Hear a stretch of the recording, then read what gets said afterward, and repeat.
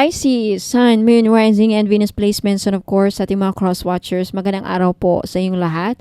Welcome or welcome back po dito sa Bono Magos PH. My name is Angel Francia Feliciano. Now, in today's video, Pisces, alamin natin kung ano mga lalabas sa baraha para sa inyong magiging kapalaran sa mga susunod na araw, linggo, or buwan. Now, Pisces, sa lahat po ng mga nanonood, cross-watchers, paalala lang, lahat po ng reading ko dito sa YouTube ay general reading lamang. So, ibig sabihin, hindi po lahat ay makaka-resonate. Kunin nyo lang kung saan nag-resonate, Pisces, at iwan yung hindi. First card, you have the microphone. Next energy, you have the baggage.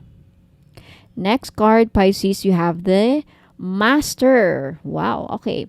Next energy, last but not the least, you have the person of water. Alright, so explain natin to isa-isa ngayon. Pisces. Okay, first energy, Pisces, you have the microphone. I feel like makaka-receive kayo ng balita sa mga susunod na araw, linggo, or buwan. Okay, balita na ikakagulat ninyo or balita na ikakatuwa ninyo. Yung iba sa inyo ikakatuwa ito, yung iba naman parang hindi. Yung iba sa inyo mamobroadcast sa mababalita sa TV Patrol. Yung iba sa inyo, yung mga videos ninyo, yung mga ina-upload ninyo sa Facebook or YouTube, magiging trending. Ayan. There's something about communication ninyo, Pisces, na nangangailangan na ma-enhance or mai-enhance. Gagandang boses ninyo sa mga susunod na araw, or maybe some of you, Pisces, yung iba sa inyo ma-realize ninyo na may maganda kayong boses or ma-appreciate or may makakapansin sa inyo na ang ganda-ganda ng boses ninyo, Pisces. At I feel like merong tao dito na may strong opinion sa inyo. Makikilala ka dahil sa iyong mga sinasabi. Like, meron kayong mga opinion, mga sinasabi o pinopost sa social media na makikilala ka. There's also something about public speaking. Mayroon din tao na magiging honest sa inyo sa mga susunod na araw o linggo. May gusto makipag-communicate when it comes to social media. Mapapakinggan ka, Pisces, or magbabago ang paningin sa iyo ng tao. Magiging sikat ka. Ayan. Lahat, ikaw may mapapakinggan. Magiging trending ka sa mga sinasabi mo, or there's something about magaling kang mag-deliver ng mga mensahe, and I feel like siguro yan ang idea mo na kung gusto mong sumikat, try public speaking, try giving advice, idea, opinion, or maybe kung ano-ano lang mga, there's something about communication na makakapagbigay sa iyo ng malaking blessings. Next, you have baggage. Yung iba sa inyo, Pisces, makakapunta ng ibang bansa sa taong ito. Merong ding aalis, merong mga magbabiyahe, may maglilipat bahay sa mga susunod na araw o linggo. There's also something about your emotional baggage, Pisces, na hanggang ngayon hindi mo pa rin maiwan-iwan. I think it's time to let go. It's time to leave your emotional baggage. May mga unresolved issues na this summer either matitrigger ulit, Pisces, or lilitaw ulit, and then matitrigger ka. And I think the reason why lilitaw ulit yan para ma-resolve finally. Magkaroon ng closure. Ayan. Are you prepared to go? I think some of you, Pisces, you are entering a new phase in your life, a new chapter. Some of you maglalakbay sa ibang bansa. Yung iba nagtatanong if makakapunta ka ng ibang bansa. This year, may chance na, may potential na if you are a Pisces, ayan, this is a confirmation na makakapunta kayo sa ibang bansa. Maapurbahan ng visa, could also be a travel visa or like, travel visa or tourist visa sa ibang bansa, and then maaprubahan. Either, di ko lang alam kung anong country. Ayan. And there's a long journey waiting for you, Pisces. Ano tong long journey? Meron din akong nakikitang hiwalayan sa mga susunod na mga araw or buwan. Wag naman sana may aalis sa buhay mo, Pisces, either physically, spiritually, I don't know, may aalis o may baka ikaw ang gusto mong umalis. Maybe you want to go somewhere, gusto mong magbakasyon this summer, or maybe buong pamilya mo magbabakasyon, with kaibigan or mahal mo sa buhay. Or maybe there's someone particular in your life na iimbitahin kang magbakasyon. There's also that. Next, you have a master. Okay, sa mga susunod na araw, linggo or buwan, mayroon kang mamamaster, Pisces. And there's also about your discipline, your routine na dapat mong titignan ng mabuti. When it comes to your finances or business, you have to work smart, Pisces. That's the advice. And there's something that kailangan mag-focus kayo this summer. Around this summer or early rainy season. Kailan ba ang rainy season? Around June ba? Also, there's something about kailangan meron kayo matutunan. Some of you will undergo training. At pag undergo kayo ng training, magugulat ka sa kakayahan mo, Pisces, kasi madali kang matuto. There's something about you learning a skill and then mamamaster mo agad. And I feel like marami sa inyo, Pisces, na susunod na araw o linggo, you are in the flow with the universe. You have this commanding presence. And whatever problems na darating sa inyo, ma-overcome ninyo. I think na-master nyo na. There's some situations in your life, Pisces, na na-master nyo na. Either when you deal with emotional trauma, emotional pain, problema, na ma-master nyo na. There's nothing that you cannot conquer. It's because sa disiplina mo. And I feel like ang susi sa success mo, Pisces, ang susi sa success ninyo, either sa career, trabaho, business, financial goal is discipline. There's something about pag may disiplina ka, you will succeed. If you are asking, paano ba maging successful sa buhay? For you, Pisces, it's your disciplina. And working smart, focus, discipline, structure, and really learning a particular skill kung saan you have to master that. Ewan ko kung ano yan exactly. Okay, last but not the least, Pisces, there's someone in your life, Pisces, a strong water sign. Either another Pisces, Scorpio, or a Cancer. Cancer, Scorpio, or Pisces na kinukumusta ka, or let's see, I wanna pick up this person. Tinitignan ka, ini-spy ka niya, Pisces. Tinitignan ka niya, gusto ka niyang kamustahin. Some of you gusto kanyang i-reach out or nagre-reach out na siguro, and parang unti-unting bumabalik ang feelings niya sa'yo. Especially for those of you, Pisces, na naghiwalay na kayo. This could be your past person. This could be the father of your child. Nakita ko father of your child, mother of your children. May anak na kayo dito sa tao na to, and naghiwalay kayo. But now, parang binabalik-balik tanaw niya ang mga pinagsamahan ninyo, and meron siyang na-realize sa'yo. Is this person, babae man o lalaki, still feels deeply either in love or still cares about you, still cares for you. Yung iba sa inyo, nagki-care pa rin itong person mo.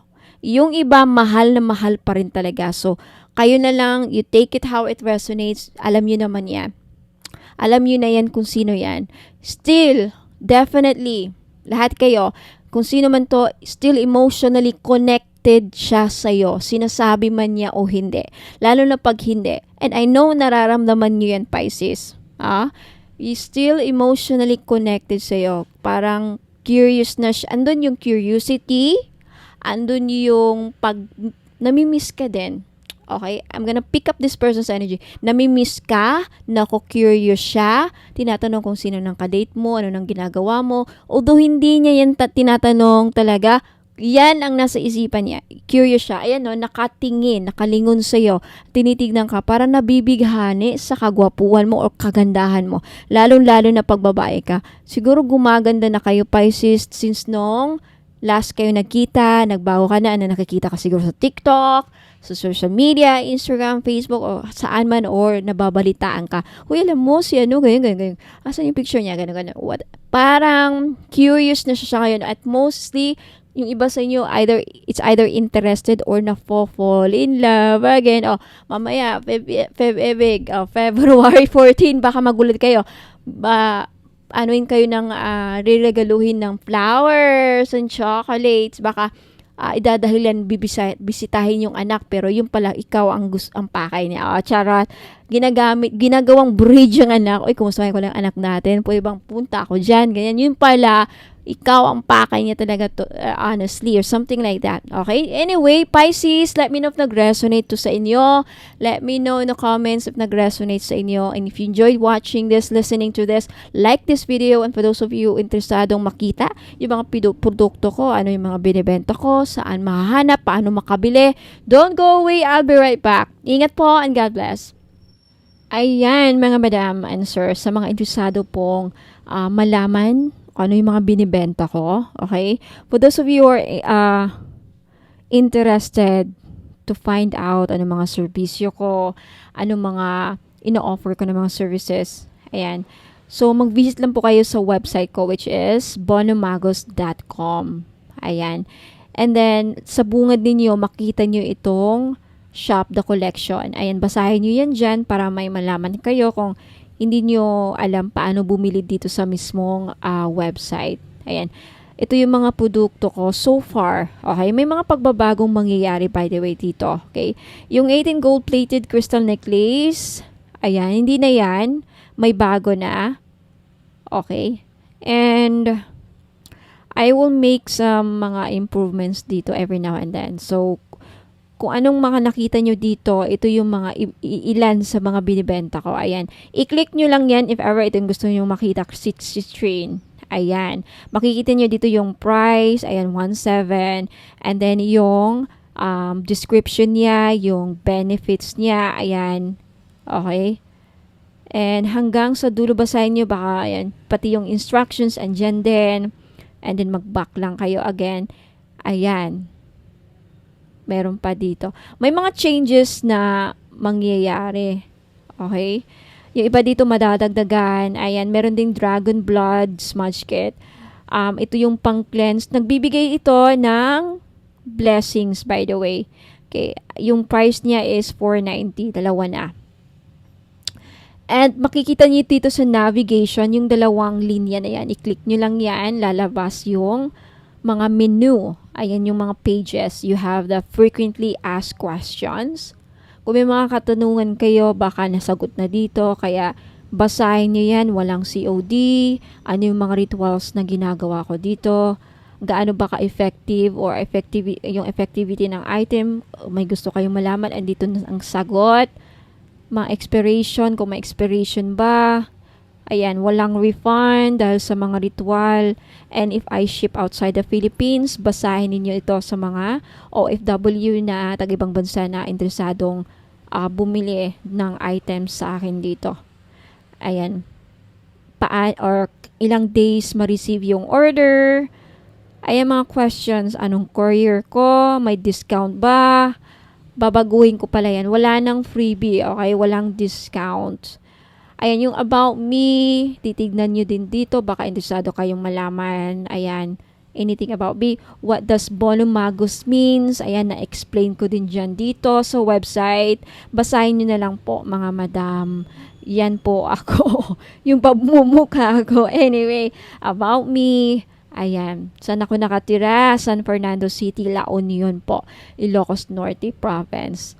Yung aside sa products or biography, iba din yung I'm also, by the way, I'm a member of the association Spiritual Integrity Association for Special Integrity sa America. You can search their website. Ayan.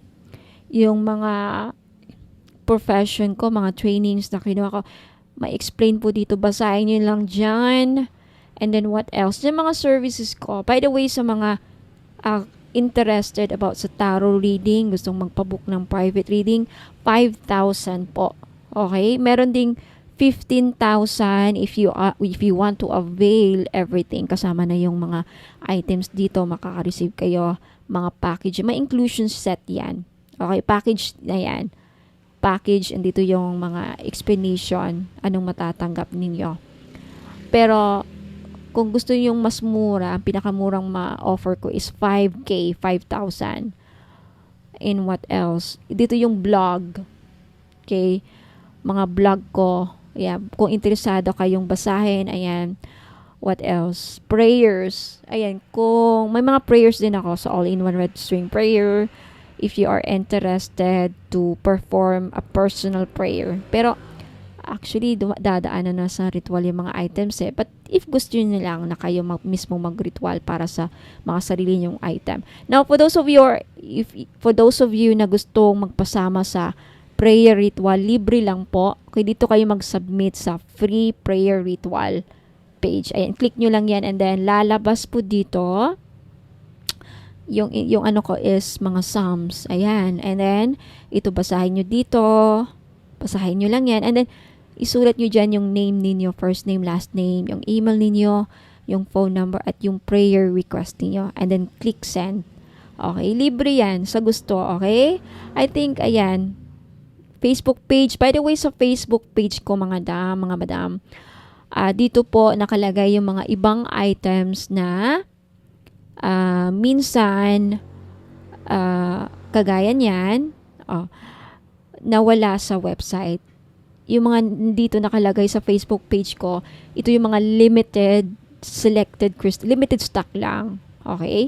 So, follow na lang if you are maybe interested pa sa mga ibang mga ano ko. And minsan dito ako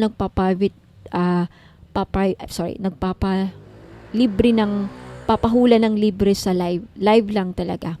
Okay? So, maraming salamat sa pakikinig. Ayan. Hopefully, naklaro na. So, maraming salamat. Okay, message nyo lang ako dito sa Facebook page if ever may gusto kayong bilhin. Okay, sa Bono Magos PH na merong blue check. Ayan, maraming salamat. Ingat po and God bless.